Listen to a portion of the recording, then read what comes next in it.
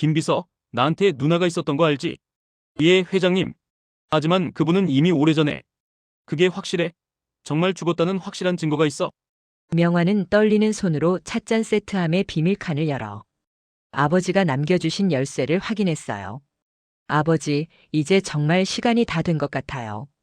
안녕하세요. 뜨는 사연. 오늘의 이야기는 새어머니의 계략에 휘말려 이복 동생에게 모든 것을 빼앗긴 중견기업 진짜 상속녀의 귀환을 읽어드립니다. 구독과 좋아요를 눌러주시면 이야기를 만드는데 큰 힘이 됩니다.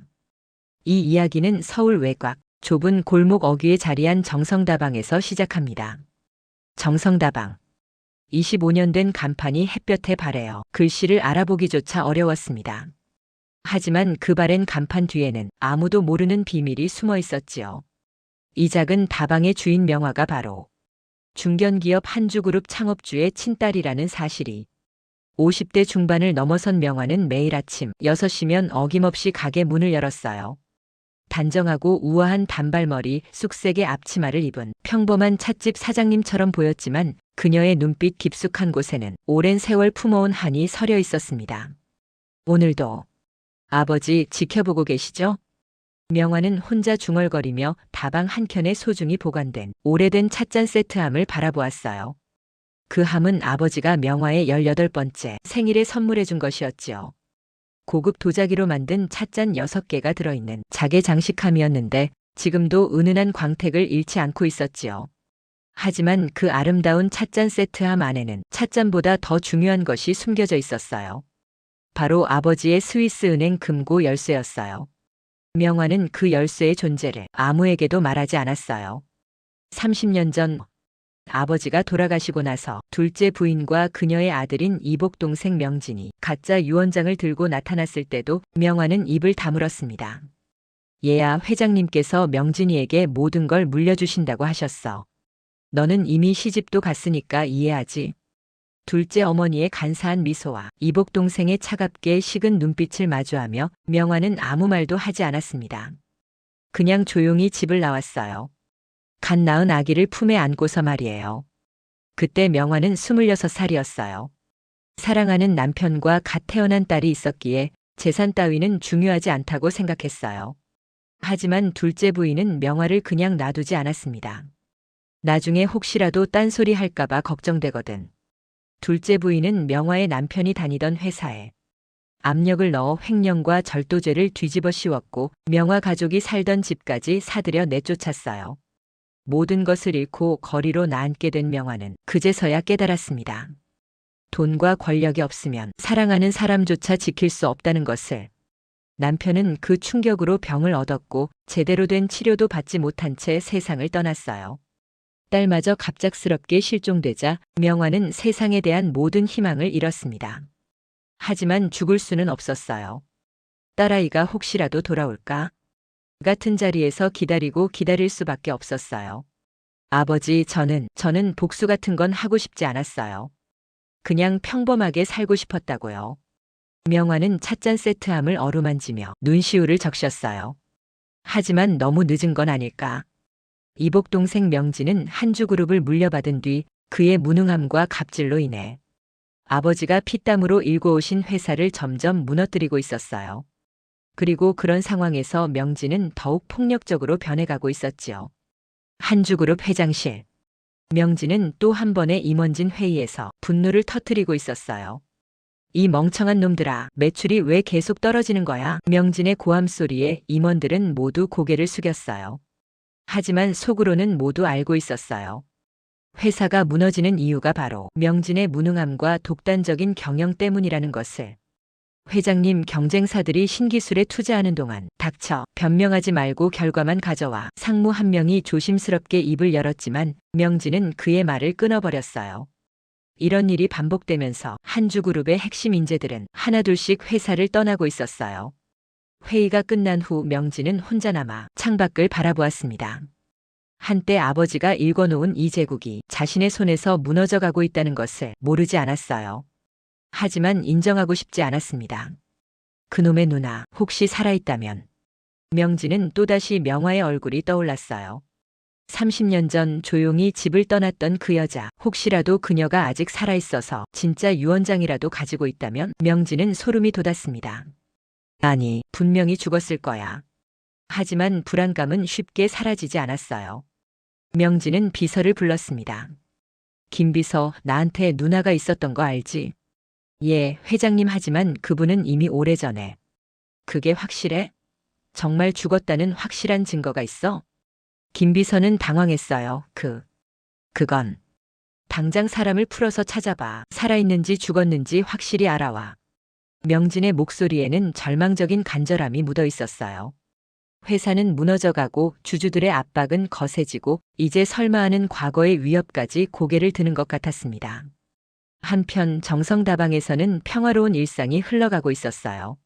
명화는 오늘도 어김없이 연근차를 우려내며 단골 손님들을 맞이하고 있었습니다. 안녕하세요, 사장님.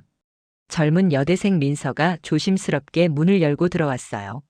낡은 운동화와 색이 바랜 청바지, 그리고 여러 번 세탁한 듯 보이는 후드 점퍼 차림에서 어려운 형편을 짐작할 수 있었어요. 어서 와요, 학생. 추웠죠? 책가방을 조심스럽게 내려놓고 사람을 기다리는 듯한 초조한 모습이 안쓰러워 보여 명화는 따뜻한 연근차 한 잔을 정성스럽게 우려주었어요. 사실 만나기로 한 조원들이 너무 안 와서 막 나가려던 참이었는데 민서는 어쩔 줄 모르며 작은 지갑을 꺼내 들여다보았어요. 괜찮아요, 학생. 추운 날씨에 공부하느라 힘들었을 텐데 몸이라도 좀 따뜻하게 있어요. 민서는 고마운 마음에 눈가가 촉촉해졌어요. 찻잔을 두 손으로 꼭 감싸주며 조심스럽게 한 모금 마셨어요. 이렇게 맛있는 차는 처음이에요. 명화는 민서를 바라보며 마음이 따뜻해졌어요. 내 아이가 살아있다면 이런 모습일까? 민서는 그날부터 거의 매일 다방을 찾았어요. 항상 같은 자리에 앉아서 조용히 공부를 하며 명화가 내어주는 연근차를 소중하게 마셨어요. 어느 날은 시험 공부로 밤늦게까지 있다가 졸고 있는 모습을 본 명화가 조용히 담요를 덮어주기도 했습니다. 깨어난 민서는 그 배려에 감동해서 눈물을 흘리기도 했지요. 사장님, 정말 감사해요. 저 같은 학생에게 이렇게 잘해주셔서. 무슨 소리예요. 난 그냥 우리 딸 같아서. 명화는 진심으로 민서를 아끼게 되었어요. 남편을 잃고 자식도 잃은 명화에게 민서는 마치 하늘이 보내주신 선물 같았습니다. 민서도 명화에게 점점 마음을 열었습니다. 집안 사정이 어려워서 학비를 벌기 위해 아르바이트를 하고 있다는 이야기도, 돌아가신 엄마를 그리워하고 있다는 이야기도 나누었습니다. 사장님, 제가 사장님과 있으면 우리 엄마 생각이 나요. 돌아가시기 전에 항상 맛있는 것 해주시고 저를 많이 아껴주셨거든요. 그러셨구나. 분명 좋으신 분이셨을 거야. 둘의 대화는 언제나 따뜻했습니다. 명화는 민서에게서 젊은 시절의 자신을 보기도 하고 민서는 명화에게서 엄마의 모습을 찾기도 했습니다. 명화는 연근차를 사랑으로 대해주는 민서에게 연근을 고르는 법부터 어떻게 손질하는지까지 시간이 날 때마다 조금씩 가르쳐 주었습니다. 마치 사랑하는 딸에게 비법을 전수해 주듯이 정성을 다했지요. 하지만 명화는 아직 몰랐어요. 자신을 찾고 있는 명진의 마수가 점점 가까워지고 있다는 것을. 며칠 후 명진이 고용한 사설탐정 박 실장이 흥미로운 정보를 가져왔어요. 회장님 찾았습니다. 명진의 심장이 빨라졌어요. 정말? 네, 주명화 씨 현재 56세 서울 외곽에서 정성다방이라는 작은 가게를 운영하고 있습니다. 박 실장이 건넨 사진을 본 명진은 충격에 빠졌어요. 사진 속의 나이든 여성은 분명 자신이 기억하는 누나의 모습이었어요. 비록 세월이 많이 흘렀지만 알아볼 수 있었어요. 이런 곳에서 다방을 하고 있었다고? 네, 아주 소규모로 운영하는 것 같습니다. 거의 빈민가 수준의 동네에서요. 명진은 복잡한 감정에 휩싸였어요. 한편으로는 누나가 이렇게 초라하게 살고 있다는 것에 안도감을 느꼈지만 다른 한편으로는 묘한 불안감이 스멀스멀 올라왔어요. 혹시 다른 뭔가 숨기고 있는 건 없을까? 조사해 보겠습니다. 하지만 겉보기로는 그냥 평범한 다방 사장님 같습니다. 명진은 고개를 끄덕였어요. 하지만 마음 한구석의 불안감은 쉽게 사라지지 않았습니다. 아버지의 성격을 생각해보면 혹시 누나를 위한 다른 장치를 마련해두지는 않았을까? 박 실장, 그 다방 주변을 계속 감시해 그 여자가 누구와 만나는지, 무엇을 하는지 모든 걸 보고해. 알겠습니다. 그날 밤 명화는 평소보다 일찍 다방 문을 닫았어요. 이상한 예감이 들었기 때문이에요. 오늘 하루 종일 누군가의 시선을 느꼈어요. 오랜 세월 숨어 살아오면서 기른 육감이 위험을 알리고 있었습니다. 기어코 나를 찾아낸 건가? 명화는 찻잔 세트함을 꺼내 들었어요.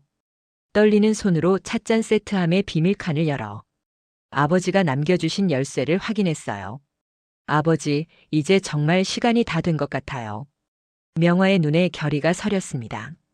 30년간 참고 또 참아왔지만 이제 더 이상 숨어 살 수는 없을 것 같았어요.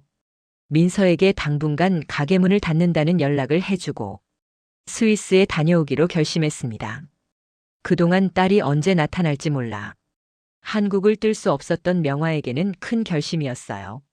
며칠간 문을 닫았던 다방에서 구수한 연근 차향이 퍼지는 걸 누구보다 기다렸던 민서가 명화에게 다가갔어요. 사장님 너무 보고 싶었어요. 그때 다방 문이 열리며 낯선 남자가 들어왔어요. 정장을 깔끔하게 차려입고 고급 시계를 찬 중년 남성이었는데 이 동네 사람 같지는 않았어요. 안녕하세요. 연근차 한 잔 부탁드려요. 명화는 긴장했지만 내색하지 않으려고 노력했어요. 네, 잠시만요. 민서는 그 남자를 유심히 바라봤어요. 뭔가 이상했어요. 옷차림은 고급스러웠지만 눈빛이 차가웠어요. 그리고 다방 내부를 살펴보는 시선이 날카로웠습니다. 이 다방, 오래되었네요. 남자가 명화에게 말을 걸었어요. 사장님께서 오래 하셨나 봐요. 그럭저럭 오래 했죠. 명화의 대답은 간단했지만 민서는 목소리에 긴장이 섞여 있음을 느꼈어요. 혹시 성함이? 그냥 다방 사장이에요. 명화는 더 이상 대화하고 싶지 않다는 듯 연근차를 가져다 주었어요. 남자는 차를 마시는 척하면서 계속 주변을 둘러봤어요.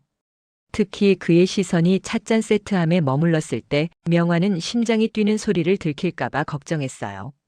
1시간쯤 지난 후 남자는 계산을 하고 나갔어요. 하지만 완전히 떠나지는 않았습니다. 다방에서 조금 떨어진 곳에 차를 세우고 계속 감시하고 있었어요. 저 사람 뭔가 이상해요. 민서의 직감도 예리했어요. 평범한 손님 같지 않아요. 그렇지? 너도 그렇게 느꼈구나. 명화는 더 이상 숨길 수 없다고 생각했어요.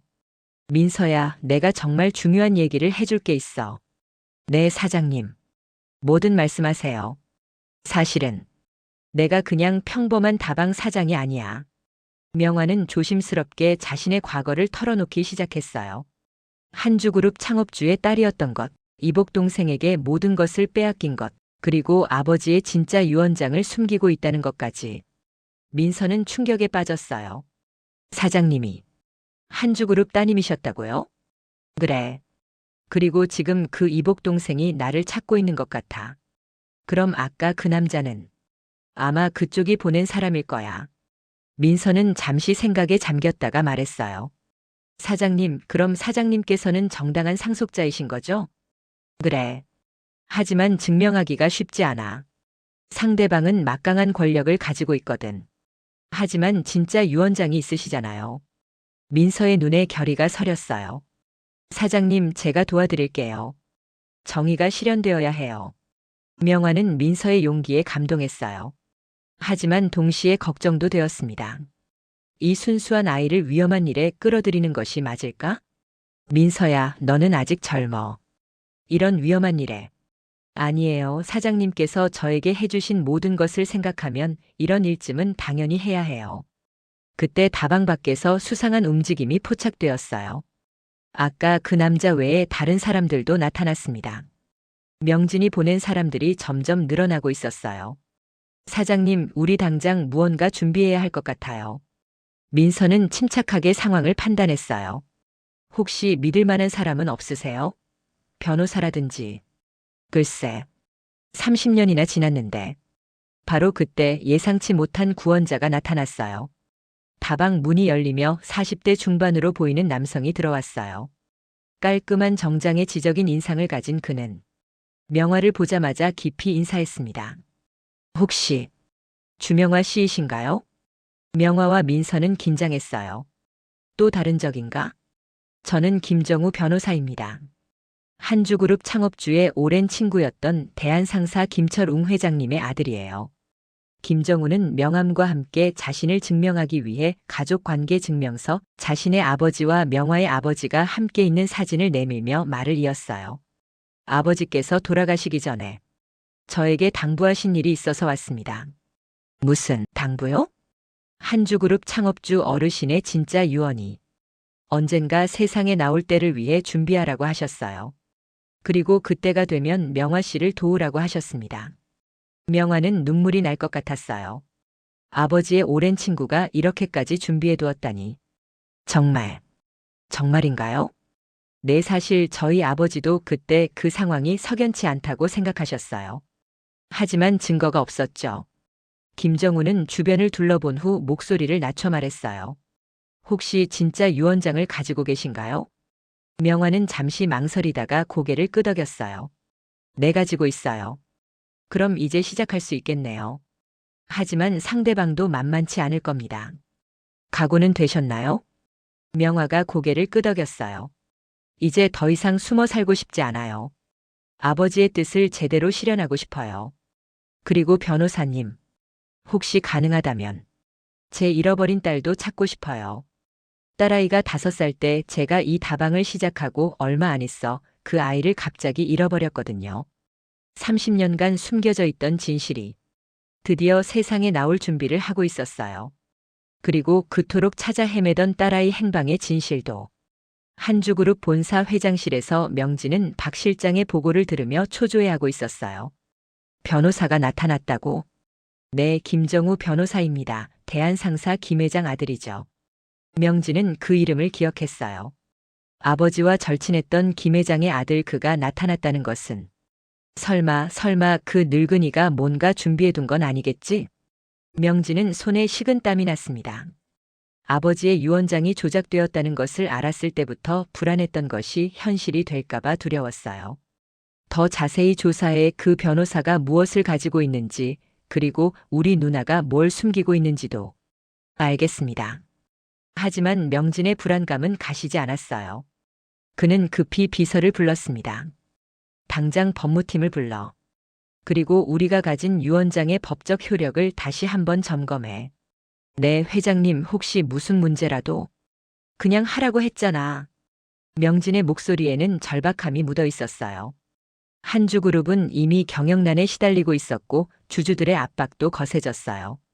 이런 상황에서 상속 관련 문제까지 터진다면 한편 정성다방에서도 긴급 작전 회의가 열리고 있었어요. 명화, 민서 그리고 김정우 변호사가 모여 앞으로의 계획을 논의하고 있었어요. 김정우가 말했어요. 법원에 상속 무효 소송을 제기해야 해요. 하지만 상대방이 가만히 있지 않을 텐데. 민서가 걱정스럽게 말했어요. 그래서 더욱 신중해야 합니다. 모든 증거를 완벽하게 갖춰야 해요. 김정우는 가방에서 두꺼운 파일을 꺼냈습니다. 저희 아버지께서 남겨주신 자료들이 있어요. 파일을 열어보니 30년 전 한주그룹 창업주의 진짜 의중과 관련된 여러 증거들이 들어있었어요. 편지, 녹음 테이프, 그리고 목격자들의 증언까지. 이게 다 뭐예요? 명화는 놀랐어요. 아버지께서 당시 상황을 의심스럽게 여기셔서 몰래 증거들을 수집하셨던 거예요. 한주그룹 창업주 어르신께서 명화 씨에게 모든 것을 물려주려 하셨다는 것을 알고 계셨거든요. 김정우는 녹음 테이프 하나를 꺼내 들었어요. 이건 어르신께서 돌아가시기 몇 달 전에 저희 아버지와 나누신 대화예요. 직접 들어보시겠어요? 명화는 떨리는 손으로 고개를 끄덕였어요. 테이프에서는 아버지의 목소리가 흘러나왔어요. 김형, 나는 명화에게 모든 것을 물려줄 생각이야. 그 애가 진짜 내 피를 이어받은 아이거든. 하지만 둘째 부인께서 가만히 있지 않을 텐데. 그래서 걱정이야. 혹시 내가 죽고 나서 뭔 일이 벌어질지. 김형, 부탁이야. 나중에 명화가 어려움에 처하면 도와줘.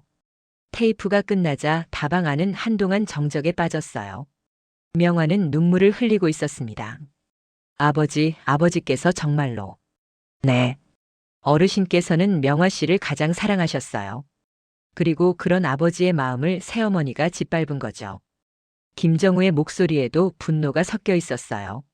그런데 왜 그때 나서주지 않으셨어요? 민서가 궁금해했습니다. 그때는 증거가 불충분했어요. 그리고 조작한 유언장이 너무 완벽했거든요.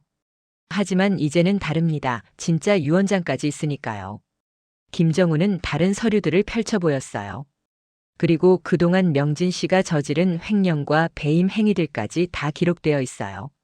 이제 세상에 진실을 알릴 때가 왔습니다. 하지만 그때 다방 밖에서 소란스러운 소리가 들려왔어요. 창문으로 내다보니 명진이 직접 나타난 것이었어요. 그는 여러 명의 부하들과 함께 다방 앞에 서 있었습니다. 드디어 나타났구나. 명화의 목소리에는 30년간 품어온 한이 담겨 있었어요. 사장님, 뒤로 물러나세요. 민서가 명화를 보호하듯 앞으로 나섰어요. 괜찮아, 민서야. 이제 피할 수 없어. 명화는 오히려 담담했습니다. 찻잔 세트함을 꼭 껴안고 일어났어요. 문이 열리며 명진이 들어왔어요.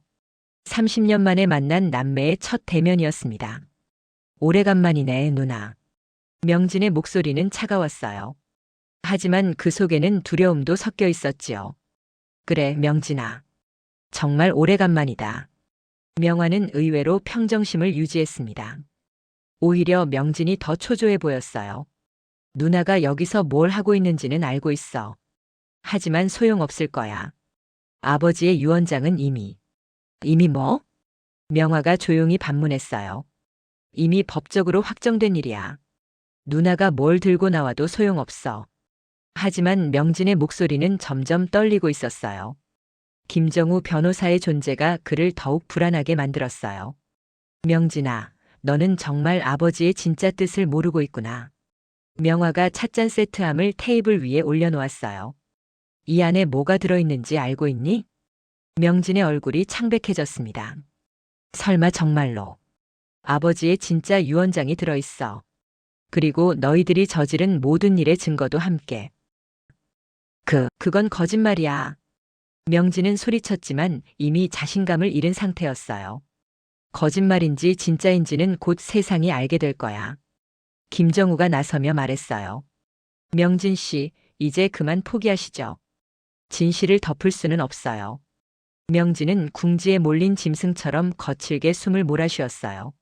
30년간 지켜온 모든 것이 무너질 위기에 처한 상황. 안 된다고. 명진은 갑자기 부하들에게 소리쳤어요. 저것들을 다 처리해. 증거고 뭐고 다 없애버려. 명진아, 정신 차려. 명화가 차분하게 말했어요. 이미 늦었어. 모든 증거는 안전한 곳에 보관되어 있고 언론에도 이미. 닥쳐. 명진이 명화를 향해 손을 들어 올렸어요. 하지만 그 순간 민서가 명화 앞을 막아섰어요. 손대지 마세요. 이 어린 것이 감히. 명진은 민서를 밀쳐내려 했지만 김정우가 재빨리 개입했어요. 명진 씨, 지금 하는 행동이 모두 녹화되고 있다는 걸 아세요? 김정우는 휴대폰을 들어 보였어요. 이미 실시간으로 방송되고 있어요. 한주그룹 회장의 진짜 모습을 온 국민이 지켜보고 있습니다. 명진은 그제서야 정신을 차렸어요. 하지만 이미 늦었습니다. 그의 추악한 모습은 이미 세상에 알려진 상태였어요. 이건 음모야. 조작된 거라고. 명진은 마지막으로 발버둥쳤지만 아무도 그의 말을 믿지 않았어요. 그때 다방 밖으로 경찰차 사이렌 소리가 들려왔습니다. 김정우가 미리 신고해둔 것이었지요. 주명진 씨 횡령과 배임 그리고 폭행 혐의로 체포하겠습니다. 경찰이 들어와 수갑을 채우자 명진은 완전히 무너졌어요. 누나 제발. 명진아. 명화의 목소리는 여전히 조용했어요. 나는 너를 미워하지 않는다. 다만 아버지의 뜻이 올바르게 실현되기를 바랄 뿐이야. 명진이 경찰에 끌려가는 모습을 바라보며 명화는 복잡한 심정이었어요. 일주일 후 서울중앙지검 대법정에는 수많은 기자들과 시민들이 몰려 있었어요. 한국 재벌 역사상 가장 극적인 상속권 분쟁의 최종 판결이 내려지는 날이었습니다.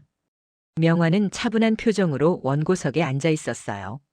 옆에는 민서와 김정우 변호사가 든든하게 자리를 지키고 있었어요. 주명아 씨, 최종적으로 하고 싶은 말씀이 있으십니까? 판사가 물었습니다. 명화는 천천히 일어났어요. 그녀의 목소리는 떨리지 않았습니다. 재판장님, 저는 30년간 숨어 살면서 많은 것을 생각했습니다. 복수를 꿈꾸기도 했고 모든 것을 포기하고 싶기도 했습니다. 법정은 조용해졌어요. 하지만 제가 깨달은 것은 진실은 언젠가 반드시 밝혀진다는 것입니다. 그리고 그 진실 앞에서는 어떤 권력도 무력하다는 것을요. 명화는 유언장을 들어보였어요. 아버지의 진짜 유언장은 단순히 재산 분배에 관한 문서가 아닙니다. 그것은 한 아버지가 딸에게 보내는 사랑의 메시지였습니다. 명화의 눈에 눈물이 고였어요. 아버지, 이제야 아버지의 뜻을 올바르게 실현할 수 있게 되었습니다. 판사는 고개를 끄덕이며 최종 판결을 선고했어요. 본 법원은 주명화 씨가 제출한 유언장의 진정성을 인정하며 한주그룹의 정당한 상속자임을 선언합니다. 법정은 박수 소리로 가득 찼습니다. 민서는 눈물을 흘리며 명화를 껴안았어요. 사장님, 해내셨어요. 정말 해내셨어요. 김정우도 감격스러운 표정으로 말했어요. 아버지께서 하늘에서 보고 계실 거예요. 정의가 승리했습니다. 6개월 후 한주그룹은 명화의 지휘하에 완전히 새로운 모습으로 거듭났습니다. 부패한 임원들은 모두 교체되었고 투명한 경영 시스템이 도입되었어요. 회사의 매출도 급속도로 회복되기 시작했습니다. 하지만 명화는 여전히 정성다방에서 연근차를 우리고 있었어요. 민서와 함께 말이에요. 한 달 전 김정우 변호사로부터 알게 된 딸아이의 행방. 그 당시 둘째 부인의 계략으로 명화의 딸은 보육원에 보내졌었고 그 뒤로 좋은 가정에 입양이 되긴 했는데 갑작스러운 사업 실패로 양부가 집을 떠나고 가세가 기울어 병이 든 양모는 돌아가셨다고. 그렇게 힘들게 살아온 민서가 바로 잃어버린 딸이었다는 것을 알게 되었어요. 처음엔 믿기 힘든 이야기에 놀랐지만 세상에 기적이 있어서 이렇게 만났구나 싶어서 명화는 너무 기뻤습니다. 내가 그토록 찾았던 사랑스러운 딸 민서가 지금 곁에 있는 것이 행복했어요. 민서야, 사랑한다. 명화는 따뜻한 미소를 지었어요. 엄마, 저도요. 이렇게 훌륭한 분이 제 엄마라서 너무 행복해요. 그날 저녁 명화는 오랜만에 명진을 면회했어요. 교도소에서 만난 이복 동생은 많이 초라해져 있었어요. 누나. 명진은 고개를 들지 못했어요. 명진아, 고개 들어. 명화의 목소리는 여전히 따뜻했습니다. 누나, 미안해.